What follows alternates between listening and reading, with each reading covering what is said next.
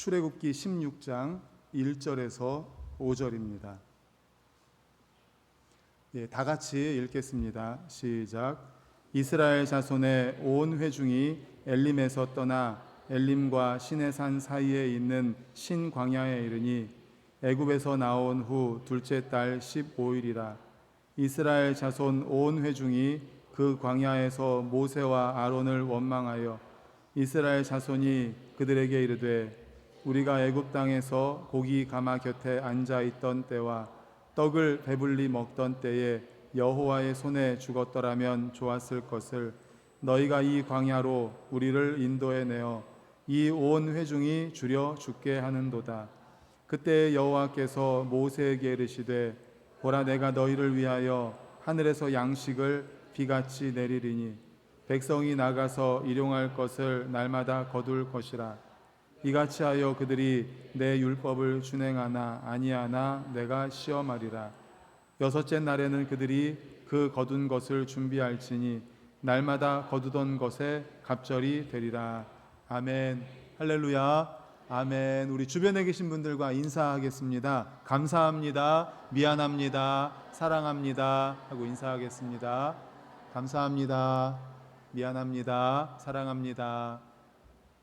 오늘은 출애굽기 16장 1절에서 5절을 본문으로 하늘이 열리다라는 제목의 말씀으로 함께 은혜를 나누고자 합니다. 우리가 8월 9일 10일에 전교인 여름 수련회를 다녀왔는데 9일 그 토요일에 점심 식사하고 첫 번째 했던 프로그램이 뭔지 기억하시죠? MBTI라는 그 성격을 나누는 16가지 나누는 그 프로그램을 가졌습니다. 그래서 제일 먼저 이제 I하고 E하고 나눴죠. I는 내성적인 성격, E는 외향적인 성격. 그래서 저는 I입니다. 그래서 그때 이제 I 쪽에 모여서 있었어요. 그리고 나서 이제 자기들의 뭐 좋아하는 그림을 그리라고 하더라고요. 그래서 그림을 그린 뒤에 전지에다가 그리고 부조장이 나와서 그림을 그리고 조장이 나와서 이렇게 하나씩 설명을 했잖아요. 근데 이제 저 같은 경우는 제가 스크린을 그리고 거기다 영화 이렇게 썼어요. 제가 영화 보는 걸 굉장히 좋아합니다.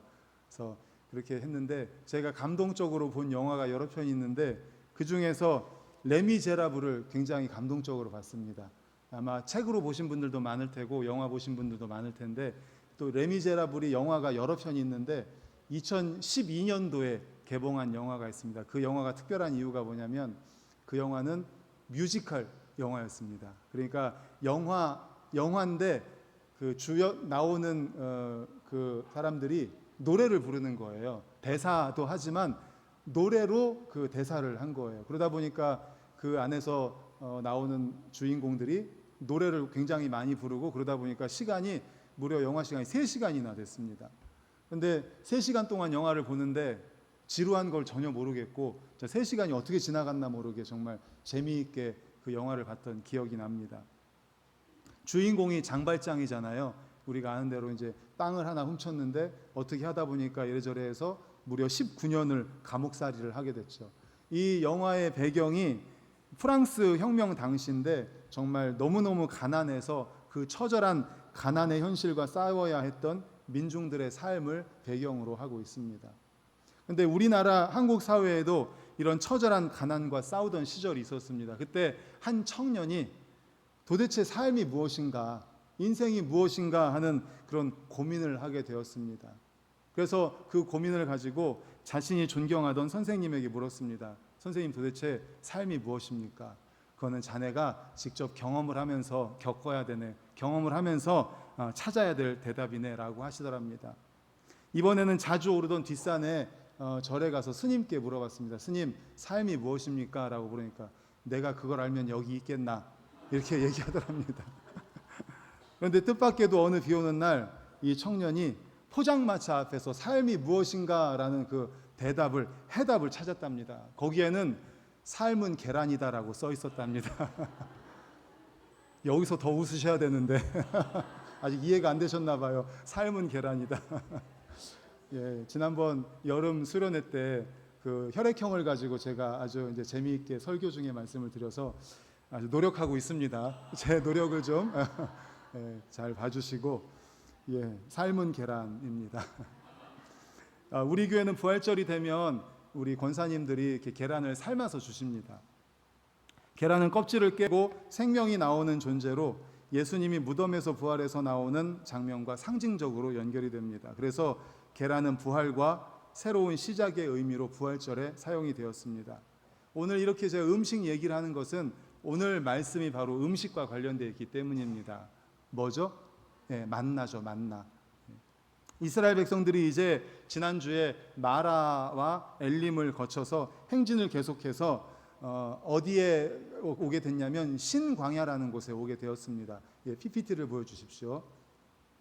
저 동그라미 쳐 있는 그 가운데가 신광야입니다. 그리고 지난주에 마라와 엘림은 동그라미의 약간 왼쪽 위에 부분이 마라 엘림입니다. 그러니까 마라 엘림을 거쳐서 지금 이제 신광야에까지 오게 된 것입니다. 그런데 이 신광야에서 이스라엘을 기다리고 있었던 것은 바로 배고픔입니다. 배고픔. 그들은 또 원망하기 시작했습니다. 우리 3절을 화면을 보고 같이 읽겠습니다. 시작. 이스라엘 자손이 그들에게 이르되 우리가 애굽 땅에서 고기 가마 곁에 앉아 있던 때와 떡을 배불리 먹던 때에 여호와의 손에 죽었더라면 좋았을 것을 너희가 이 광야로 우리를 인도해 내어 이 온 회중이 주려 죽게 하는도다. 아멘. 이스라엘 백성들이 신광야에서 이제 배고픔으로 인해서 원망 불평을 합니다. 애굽에 있었으면 거기서 떡을 맛있게 먹었을 텐데 또 고기를 배부르게 먹었을 텐데 왜 아무것도 먹을 게 없는 여기까지 끌고 와서 우리를 죽게 하느냐라고 원망 불평을 하죠. 이때 하나님께서 그 백성에게 내리신 처방은 삶은 계란이 아니라 만나를 내려주십니다. 그렇다면 오늘을 사는 우리에게 이 광야에서 내려주시는 만나를 통해서 주시는 교훈은 무엇인지 함께 살펴보도록 하겠습니다. 첫 번째로 우리는 위로부터 내려주시는 은혜로 산다는 것입니다. 위로부터. 사면초가라는 말 많이 들어보셨죠? 우리 인생을 살다 보면은 아마 사면초가에 이렇게 갇힌 그런 경험들이 있으셨을 것입니다. 그리고 뭐 지금 현재 혹시 사면초가인 경우도 있을 수 있고 앞으로 살아가면서 사면초가에 빠지는 경우가 있을 것입니다. 동서남북 어느 곳을 보아도 갈 곳이 없는 거죠. 그러나 그때에도 우리가 바라볼 곳이 있다는 것을 잊어서는 안 됩니다. 그곳이 어디입니까? 바로 하늘입니다. 하늘. 우리 4절을 다 같이 읽어볼까요? 4절 시작. 그때 여호와께서 모세에게 이르시되 보라 내가 너희를 위하여 하늘에서 양식을 비같이 내리리니 백성이 나가서 일용할 것을 날마다 거둘 것이라. 이같이 하여 그들이 내 율법을 준행하나 아니하나 내가 시험하리라. 아멘. 동서남북 어디에도 먹을 것이 없습니다. 광야입니다. 사막입니다. 어디에도 먹을 것이 없습니다. 그런데 하나님께서 하늘에서 양식을 내려주신 겁니다. 이것이 소위 신화적 세계관이 지배하던 구약 시대에나 있을 수 있는 기적이라고 생각하십니까? 그렇다면 신약 야고보서에서는 뭐라고 말씀하는지 우리 야고보서 말씀도 같이 읽어보겠습니다. 화면 보여주세요. 시작. 온갖 좋은 은사와 온전한 선물이 다 위로부터 빛들의 아버지께로부터 내려오나니 그는 변함도 없으시고 회전하는 그림자도 없으시니라. 아멘. 이러한 기적은 구약시대만 있었던 겁니다 라고 말할 수 있지만 그렇지 않습니다. 야고보서 신약시대에도 우리 하나님은 살아계시고 우리 하나님은 동일하게 역사하십니다. 온갖 좋은 은사와 온전한 선물이 다 어디로부터요? 위로부터 빛들의 아버지께로부터 내려온다라고 야고보 사도는 분명히 말씀하고 있습니다. 성도는 하나님의 은혜와 하나님이 주신 선물로 살아가는 사람입니다. 하나님이 나를 사랑하사 독생자 예수 그리스도를 보내주셨으니 영원한 삶을 위해 우리에게 필요한 모든 것을 주실 것입니다.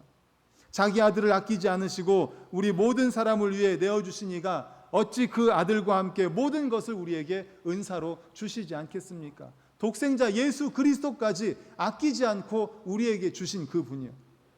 그러므로 근심하지 마십시오. 두려워하지 말라고 말씀하십니다. 온갖 좋은 것들을 주시겠다고 약속하십니다. 우리 하나님은 약속에 성실하신 여호와 하나님입니다. 하나님은 인생이 아니시니 시건치 않으시고 인자가 아니시니 후회가 없으시도다. 어찌 그 말씀하신 바를 행치 않으시며 하신 말씀을 실행하지 않으시랴.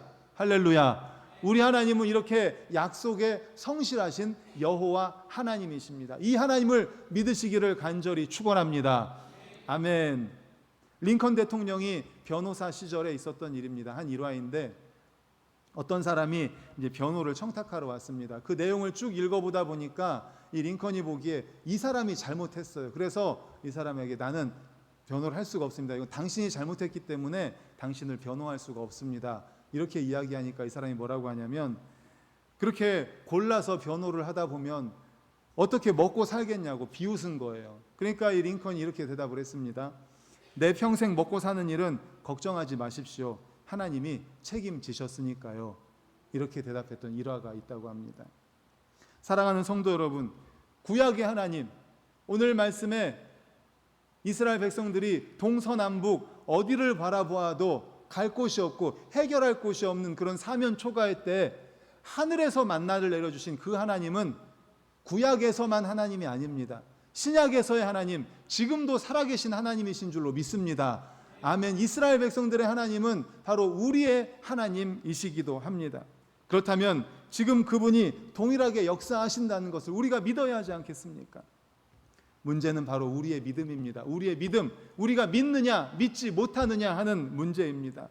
바로 이것이 시험이라는 거예요. 아까 읽은 4절 끝에 보면 뭐라고 말했냐면 내가 시험하리라 라고 말씀했습니다. 내가 시험하리라. 그러니까 마라에서의 시험이 끝이 아닙니다. 지난주에도 말씀드렸잖아요. 마라에서도 시험이다. 하나님 말씀에 순종해서 나왔습니다. 그렇다면 앞으로 창창하게 쭉 열려야 되지 않습니까? 그런데 앞에 홍해가 있고 뒤에 애국 군대가 쳐들어옵니다.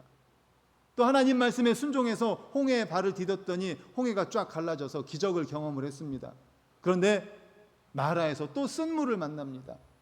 이렇게 하나님의 은혜를 경험하고 기적을 경험했음에도 불구하고 이런 어려움이 있을 때 그럼에도 불구하고 나를 믿고 한 걸음 한 걸음 전진하겠느냐라고 시험하는 거예요. 마라의 쓴물이 단물로 되었습니다. 엘림에서 은혜를 경험했습니다. 그리고 왔는데 또 배고픔이 있습니다. 이 배고픔에도 불구하고 나를 믿고 한 걸음 한 걸음 전진하겠느냐. 바로 오늘 이 만날의 역사에서도 하나님은 시험하시는 거예요. 이 신광야에서도 시험하시는 겁니다. 나를 믿고 살아가겠느냐, 나를 믿고 한 걸음 한 걸음 전진하겠느냐라는 겁니다. 믿으면 하늘이 열립니다. 믿으면 만나가 내립니다. 믿으면 광야에도 기적의 식탁이 예비될 것입니다. 만나라는 말이 무슨 뜻인가 하면요, 이것이 무엇이냐라는 뜻입니다. 뭐라고요? 이것이 무엇이냐.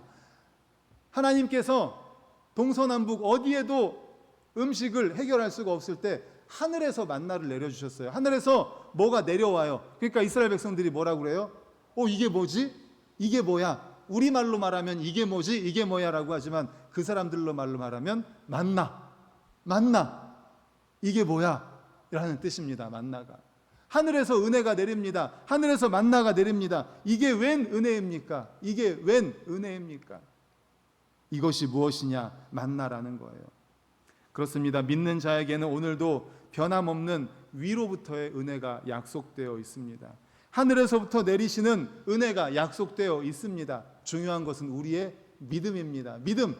그러므로 오늘도 주님만을 믿는 믿음으로 한 걸음 한 걸음 전진해 나아가는, 그래서 주님께서 우리를 시험하실 때에 주님 믿습니다, 주님을 믿습니다, 주님을 믿는 믿음으로 나아갑니다 라고 고백할 때 하늘을 우러러볼 때 하늘에서 내리는 만나를 경험하는 우리 모두가 되시기를 간절히 축원합니다. 아멘. 그렇습니다. 하나님은 매일 하나님만 믿고 하나님을 의지하게 하기 위해서 만나를 내려주셨습니다. 신명기 8장 3절을 우리 화면을 보고 같이 읽겠습니다. 시작. 너를 낮추시며 너를 줄이게 하시며 또 너도 알지 못하며 내 조상들도 알지 못하던 만나를 내게 먹이신 것은 사람이 떡으로만 사는 것이 아니요 여호와의 입에서 나오는 모든 말씀으로 사는 줄을 내가 알게 하려 하심이니라. 아멘. 그렇습니다. 만나를 주신 이유는 바로 사람이 떡으로만 사는 것이 아니라 하나님의 말씀에 순종해서 사는 것이다 라는 것을 알려주기 위해서, 시험하기 위해서입니다. 그러므로 하늘을 바라보십시다. 사면 초가에 있습니까? 어디를 돌아보아도 해결할 방법이 없습니까? 어디를 돌아보아도 나갈 길이 없습니까? 하늘이 있지 않습니까? 하늘이 열려 있지 않습니까? 하나님은 믿는 우리에게 하늘에서 만나를 내려주시는 하나님임을 믿으시기를 간절히 축원합니다. 아멘. 그런가 하면 두 번째는요, 은혜에는 거둠의 노동이 필요하고 노동은 안식과 함께 해야 된다는 겁니다. 하늘의 양식이 예비되어 있으니까 이제 나는 아무것도 안 하고 입만 벌리고 있으면 된다라고 성경은 말하지 않습니다. 마치 감나무 밑에서 감이 익어서 떨어질 때까지 입만 벌리고 있는 것을 성경은 말하지 않습니다. 우리 본문 4절을 같이 읽어볼까요? 4절 시작. 그때에 여호와께서 모세에게 이르시되 보라 내가 너희를 위하여 하늘에서 양식을 비같이 내리리니 백성이 나가서 일용할 것을 날마다 어떻게 하라고요? 거둘 것이라. 아멘. 그렇습니다. 거두어야 된다고 말씀하고 있습니다. 노동이 필요합니다. 성경의 기독교는 결코 무위도식의 은혜를 가르치지 않습니다. 감나무 밑에서 입만 벌리고 감이 떨어질 때까지 기다리는 이러한 무위도식을 절대로 가르치지 않습니다. 성경은 노동을 요청합니다. 근면성실 노동을 요청합니다. 하늘에서 내릴 양식을 믿는다면 광야로 나아가십시오. 그래서 거기서 땀 흘려 일해서 거두어야 됩니다. 거둠의 수고 없이 은혜의 양식은 내 것이 될 수 없습니다. 이것이 성경에서 분명히 말하는 겁니다. 그래서 사도 바울도 데살로니가후서 3장 10절에 이렇게 말씀합니다. 우리 화면 보고 있습니다. 시작. 우리가 너희와 함께 있을 때에도 너희에게 명하기를 누구든지 일하기 싫어하거든 먹지도 말게 하라 하였더니 아멘. 이게 성경의 원리입니다. 하나님의 방법입니다. 우리에게 말씀해 주시는 거예요. 일하기 싫어하거든 먹지도 말아라. 반대로 뭡니까? 근면성실하게 열심히 일하라는 거예요. 거두라는 겁니다. 나가서 하나님이 은혜를 베풀어 주십니다. 만나를 내려 주십니다. 그러면 그것을 거두어 드리는 것은 우리가 해야 되는 거예요. 참된 성경적 신앙이 심어지는 나라마다 문화가 발전하고 풍요로운 삶을 누리는 것은 바로 이런 근면한 노동의 정신을 성경에서 가르치기 때문입니다. 성경은 절대로 무위도식을 가르치지 않습니다. 근면성실, 열심히 일하라고 가르친다는 것을 기억해야 합니다. 그렇기 때문에 교회는 근면성실을 가르쳐야 됩니다. 부모님들도 자녀들에게 근면성실을 가르쳐야 됩니다. 노동의 윤리를 가르쳐야 됩니다. 그런데 여기서 한 가지 더 나아가서 노동만이 아니라 노동에는 안식이 따라야 됩니다. 안식. 인간의 삶의 지혜는 언제나 균형에 있습니다. 성경적인 표현을 빌리자면 여호수아 1장 7절에 나오는데 우리 여호수아 말씀 같이 읽겠습니다. 시작. 오직 강하고 극히 담대하여 나의 종 모세가 내게 명령한 그 율법을 다 지켜 행하고 우로나 좌로나 치우치지 말라. 그리하면 어디로 가든지 형통하리니 아멘. 또 성경은 말합니다. 우로나 좌로나 치우치지 말아라. 균형을 이루어라 라는 것입니다. 신광야에서 만나를 거두는 노동을 명령하신 하나님은 여섯째 날로 일단 노동을 종료할 것을 가르치십니다. 이제 그들에게 안식이 필요한 것을 아셨기 때문입니다. 그래서 성경은 노동의 중요성 못지않게 안식의 필요성을 말씀합니다. 하루 더 일하면 그만큼 이익될 것 같지만 그렇지 않습니다. 창조의 원리를 범하면 우리는 대가를 지불하게 됩니다. 하루 더 벌었다고 하지만 건강 때문에 병원비로 또 사고 수습비로 혹은 법정 비용으로 결국 더 비싼 비용을 지불하게 될 수 있습니다. 이 교훈을 가르치기 위해 하나님은 안식일에는 만나를 거두지도 말아야 되고 거둘 수 없게 만들어 놓으셨습니다. 출애굽기 16장 25절을 우리 화면 보고 읽겠습니다. 시작. 모세가 이르되 오늘은 그것을 먹으라.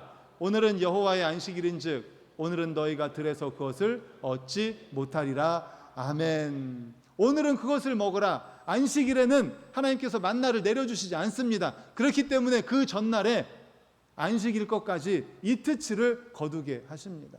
그리고 안식일에는 너희가 그것을 거두지 못하니까 어제 거둔 것으로 오늘 먹으라 라고 말씀하신 겁니다. 그렇습니다. 여섯째 날은 안식일을 준비하는 날입니다. 우리 5절 화면 보고 같이 읽겠습니다. 시작. 여섯째 날에는 그들이 그 거둔 것을 준비할지니 날마다 거두던 것에 갑절이 되리라. 아멘. 이렇게 말씀하셨습니다. 생각해 보십시오. 안식일 전날 미리 안식일의 축제를 잘 예비하여 안식일에 노동 대신 온 가족과 공동체가 함께 하나님의 은혜를 찬양하고 안식을 즐기는 날을 가질 수 있다면 우리의 삶의 질은 얼마나 아름답고 개선되고 증진될 수 있겠습니까? 그러므로 은혜에는 근면성실한 노동의 윤리가 있어야 하고 그 노동은 안식이 필요함을 기억하는 우리 성도님들 되시기를 간절히 축원합니다. 아멘. 이제 마지막으로 거두었으면 나누어야 한다는 것입니다. 거두었으면 어떻게 해야 된다고요? 나누어야 된다. 우리가 상상할 수 있습니다. 하나님께서 하늘에서 만나를 내려주셨습니다. 사람들에게 그것을 거두라고 하십니다. 그런데 사람들이 다 동일하게 똑같이 거두지는 못할 것입니다. 어떤 사람은 많이 거두고 어떤 사람은 조금 거두게 될 거라는 것 우리는 충분히 예측할 수 있죠. 출애굽기 16장 16절 이하를 보면 실제로 한 사람이 한 오멜씩 공평하게 거두라고 명령하셨지만 그렇지 못했습니다. 우리 16장 17절 다 같이 화면 보고 있습니다. 시작. 이스라엘 자손이 그같이 하였더니 그 거둔 것이 많기도 하고 적기도 하나. 아멘. 그렇죠. 다 똑같이 거두라고 했지만 어떤 사람은 더 많이 거두기도 하고 어떤 사람은 또 적게 거두기도 했습니다. 바로 여기서부터 이스라엘 백성들에게 성경적 신앙의 또 하나의 가치인 자발적인 나눔의 윤리가 태어나는 것입니다. 자발적인 나눔의 윤리. 이 말씀의 원리가 초대교회에 이르기까지 얼마나 소중하게 적용되어 있는가를 신약에서 볼 수 있는데 고린도후서 8장 14절 15절 우리 화면 보고 읽겠습니다. 시작. 이제 너희의 넉넉한 것으로 그들의 부족한 것을 보충함은 후에 그들의 넉넉한 것으로 너희의 부족한 것을 보충하여 균등하게 하려 함이라. 기록된 것 같이 많이 거둔 자도 남지 아니하였고 적게 거둔 자도 모자라지 아니하였느니라. 아멘. 어디 말씀일까요? 바로 오늘 말씀입니다. 만나에 대한 이야기예요. 앞에 14절을 한번 보여주십시오. 다시 한번. 넉넉한 것으로 그들의 부족한 것을 보충하라라는 거예요. 많이 거둔 사람 있을 수 있고 적게 거둔 사람 있을 수 있습니다. 그러면 많이 거두었으면 부족하게 거둔 사람들에게 나누어 주라는 겁니다. 그러면 후에 그들이 넉넉하게 되었을 때 나의 부족한 것을 채워주겠다. 균등하게 할 것이다라는 겁니다. 15절 보여주십시오. 기록된 것 같이 오늘 출애굽기에 기록된 것 같이 많이 거둔 자도 남지 않고 적게 거둔 자도 모자라지 않게 될 것이다. 이렇게 말씀합니다. 이 말씀 바로 많은 만나를 거둔 자들의 자발적 나눔의 실천이 있어야 한다는 것을 말씀해 줍니다. 이 자발적인 나눔의 실천이 활성화되는 사회, 바로 우리가 기다리는 진정으로 아름다운 사회가 아닐까요? 참 살기 힘들다, 퍽퍽하다, 왜 이렇게 많은 사고가 있고 어려운 일이 이렇게 많은가라고 하면서도 그러나 그 가운데도 우리 가슴을 따뜻하게 하는 뉴스들 있지 않습니까? 어떤 뉴스예요? 어떤 연예인이 뭐 산불이 났는데 거기에다가 뭐 한 10억을 기부했다더라. 아니면 어떤 할머니가 김밥 장사를 해가지고 1억을 모아서 그것을 어디에다 기부했다더라. 이런 소식 들으면 어때요? 가슴이 따뜻해지지 않습니까? 그래서 뉴스에서도 그런 걸 들으면서 야, 그래도 아직 살만한 세상이구나. 이런 소식이 있으니까 아직 살만한 세상이구나. 이렇게 말하지 않습니까? 그렇다면 오늘날 이러한 자발적 나눔의 감동과 가치를 사회에 심는 일에 앞장서야 하는 사람이 누구일까요? 교회가 그렇게 돼야 됩니다. 바로 우리 믿는 우리가 그렇게 돼야 된다고 성경은 말씀하고 있습니다. 근데 사실 교회가 그런 일을 많이 합니다. 성경은 오른손이 하는 일을 왼손이 모르게 하라 이렇게 말씀하잖아요. 그래서 우리가 알지 못하지만 사실 뉴스에 많이 나오지 않지만 교회가 정말 많이 합니다. 구제를 많이 하고 선교도 많이 하고 또 어려운 이웃도 정말 많이 도와줍니다. 뉴스에 내보내지 않기 때문이죠. 알리지 않기 때문이죠. 우리 교회도 마찬가지입니다. 정말 하나님의 은혜로 우리 교회도 그런 많은 일을 합니다. 2020년부터 3년 동안 코로나로 많은 어려움을 겪었습니다. 코로나 때에 교회도 많이 문을 닫았습니다. 또 큰 교회라고 해서 어려움이 없지 않았습니다. 그렇게 됐을 때 제일 먼저 끊는 게 뭔지 아세요? 선교비예요. 선교비. 그래서 선교사님들이 코로나 때 굉장히 많이 들어왔어요. 선교비가 없으니까, 선교를 할 수가 없으니까, 도와줄 수가 없으니까. 그런데 감사하게도 우리 교회는요, 코로나 3년 동안에 선교비를 한 번도 안 지출한 적이 없습니다. 다 지출을 했습니다. 국내 선교, 국외 선교, 어려운 교회 다 지출했어요. 너무나도 감사하죠. 그리고 올해 봄에도 영남 산불 지역, 미얀마 지진 피해 입은 지역을 위해서 성도님들이 헌금을 해주셔서 보내지 않았습니까? 또 2022년도에도 강원도에 산불이 있었을 때도 또 헌금을 해주셔서 보내주시고, 또 우리가 할 수 있는 최선을 다해서 성도님들이 모은 그런 마음을 나누었습니다. 그리고 또 우리 원로 목사님, 원로 사모님께서 예전에 쉼터를 하셨잖아요. 어려운 이웃들을 섬기셨습니다. 그래서 하나님께서 정말 은혜를 베풀어 주셨죠, 우리 교회에. 사랑하는 성도님들, 오늘 말씀을 통해서 세 번째 주시는 메시지, 이 만나를 통해서 주시는 메시지가 뭡니까? 거두었다면 나누라는 거예요. 얼마나 거두셨습니까? 사랑하는 성도님들, 얼마나 거두셨습니까? 작은 것부터 실천할 수 있기를 바랍니다. 작은 금액부터라도.